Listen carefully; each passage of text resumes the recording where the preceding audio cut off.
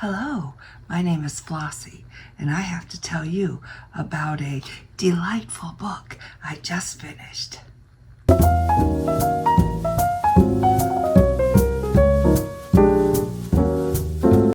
Hi, this is my channel, the Grape Jelly Library, where we love to talk about books.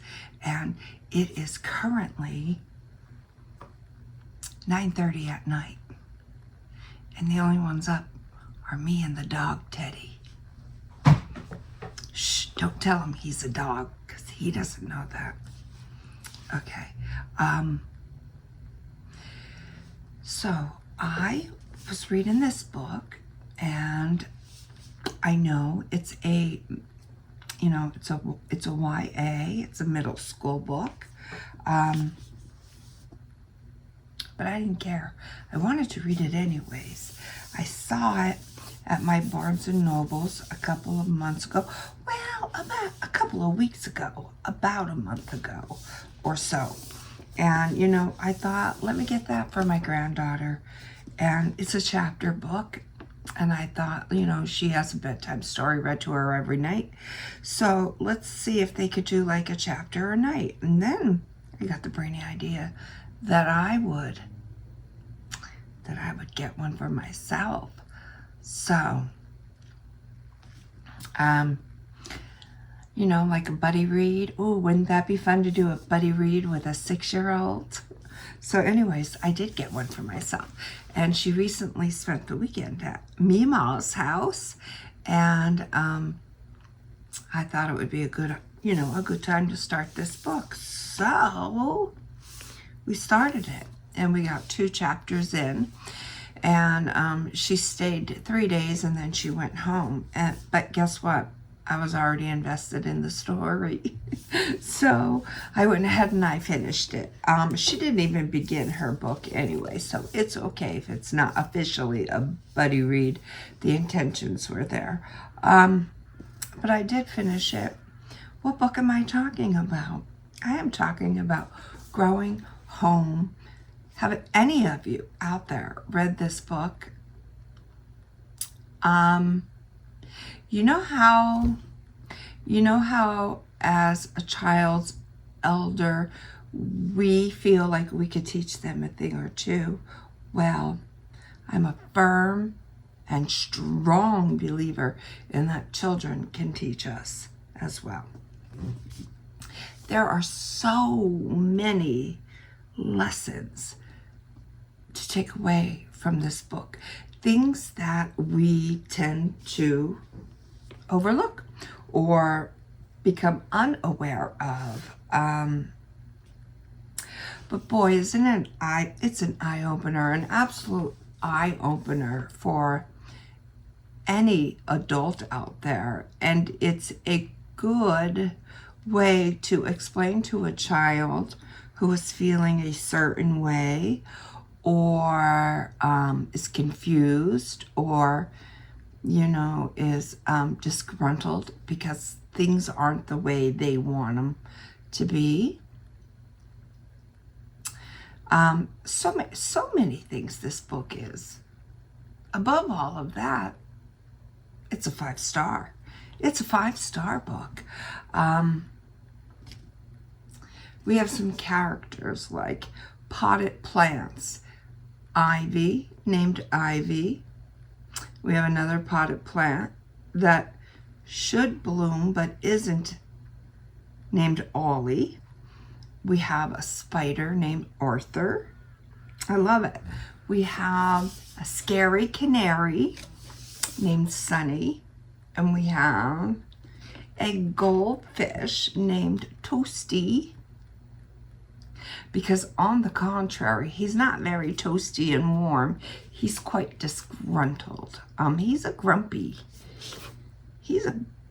little thing, but we love him. You gotta love him. Once you start to read this book, maybe we all have one of those friends that, are like sandpaper. They're like rough around the edges. They're like 90 grit, a little rough, but we love them anyways. Absolutely. this is just an absolute, it says that it's an absolute delight. It is an absolute delight. It's also a Barnes & Noble exclusive, and it's also a Barnes & Noble Book of the Year. And you know what? I just know they're going to turn this into a movie. And I'm looking like everywhere but where I'm supposed to be looking, because I haven't figured the camera out. And I don't believe my eyes are straight ahead. So just pardon that. But anyways, I know they're going to make a movie of this. And I know, even though I am not a moviegoer, I know I'm going to be in that audience. I just know it. It's such a delight. They're not kidding. Yeah, it's probably about 9:45 at night. I am drinking coffee. The caffeine has no effect on me. It doesn't get me going any more than it would put me to sleep. No effect on me at all. So yeah, I'm one of those people that could drink coffee. I don't drink a lot of it anyways, but I don't know. I just felt like I wasn't going to go to bed because I started a new book today, which is the polar opposite of this one. I will show you it in a minute, but I want to focus on this book. So we have a villain, and we have competition, how we think we're in competition with others, how we think others might have it better than us, how we think we're lacking in our own uniqueness. We might not feel very special. We might, think that other people have it so much better than us. Where's our superpower? We're all born with gifts. We just have to find our gifts. So I don't think that you have to be of a certain age to read this book. So I'm telling you, it's a very quick read. If you are at a bookstore and you're like, what could I get? I would highly recommend this one. It's a very fun read, an extremely well told story. And there's about a gazillion, not really a gazillion, but there's a lot. There's a lot of eye-opening experiences throughout this book. If you are an adult and if you are a youngin', there's a lot of relatable, even as an adult, there's a lot of relatable topics in this book. And I just love it. It's so, the cover alone is just like super cute. So, but the story is even cuter.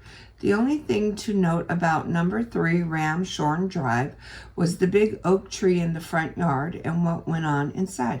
I can promise you, it won't be what you're expecting. And it's not. But that's Louise. And I think she's a Southern bee. I'm not quite sure. But if she's not, she sure talks like she is. That's a typewriter, obviously. It's not. It is an inanimate object, but he's got something to say. He's got something to say. She's got something to say. And that cutie wootie spider, Arthur.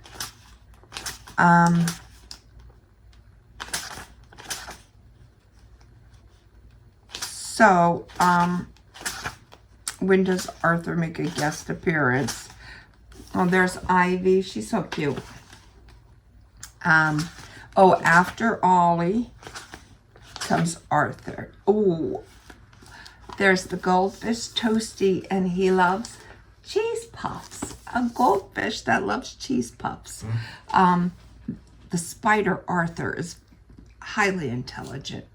And it's a mom and it's a dad, and it's a little girl, and they own an antique store, and they're kind of falling behind. They're falling behind in their bills. So, you know, they're doing what they have to do to try and get these bills paid.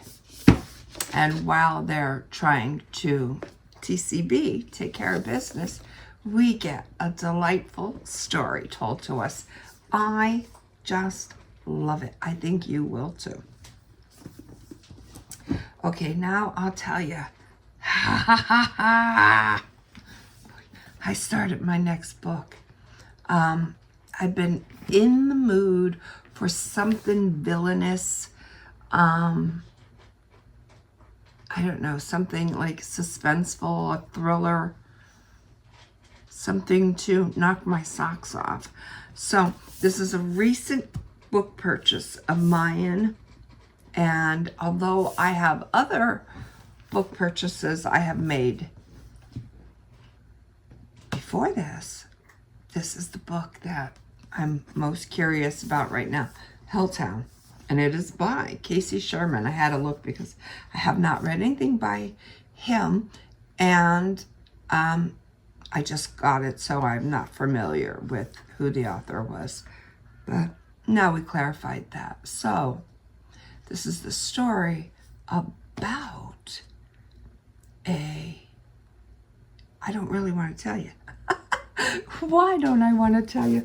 Because I don't want to take away from the beauty of this book. But I'll just tell you really fast.